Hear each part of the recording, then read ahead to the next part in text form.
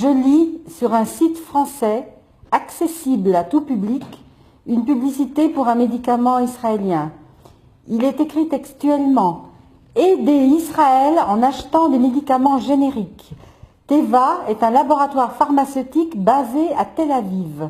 Si vous souhaitez prescrire ou faire prescrire et faire connaître autour de vous certains de ces excellents médicaments, etc. » Et c'est signé Dr Elie B. Paris. Il est strictement interdit en France de faire de la publicité pour des médicaments remboursés par la sécurité sociale.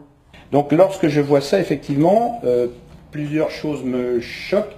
C'est que d'une part, un laboratoire est mis en avant et d'autre part, c'est une incitation à la prescription des médicaments de ce laboratoire, ce qui est rigoureusement interdit par la loi. Aucune forme de publicité ne doit être faite pour les médicaments et aucune forme d'incitation à la prescription n'est autorisée. En France, je pense que ça doit disparaître. Un médicament générique, c'est un médicament absolument identique à un médicament d'origine de marque. C'est-à-dire que c'est une copie d'un médicament qui existe déjà, dont un laboratoire a déposé un brevet dessus depuis plus de 20 ans, et au bout des 20 ans d'exploitation, le laboratoire est obligé de laisser d'autres fabricants fabriquer le même médicament.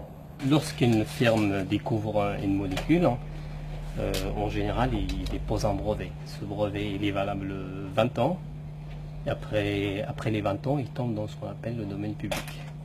Voilà, alors j'ai ici un exemple de générique. Ce médicament est le médicament de marque. Ça, c'est un générique, c'est exactement la même chose.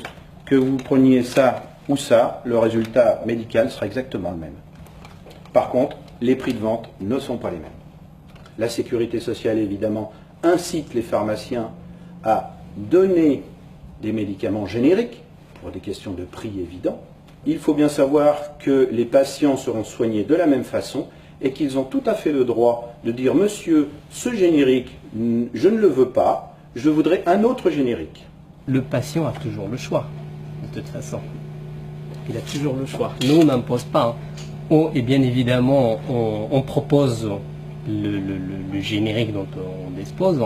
Et puis le patient, il peut te dire non, je préfère tel ou tel. Ça, c'est rare, mais ça arrive quand même. Je refuse d'aider Israël et je refuse d'acheter ces médicaments Teva. Pas question que je me soigne avec les médicaments d'un pays qui arrose toute une population de bombes au phosphore et autres engins de mort, qui empêche de soigner les blessés. Plus de 5500 blessés, dont 400 amputés à vie en 3 semaines. Une pub pour Teva, des médicaments israéliens, alors qu'Israël impose depuis 2 ans un blocus qui fait un nombre incalculable de morts. Parmi les malades, cancéreux, les Palestiniens sous dialyse et les personnes cardiaques. Sans parler de ces mères qui accouchent, parfois de fœtus morts, aux centaines de checkpoints, ces barrages de l'armée d'occupation israélienne en Cisjordanie.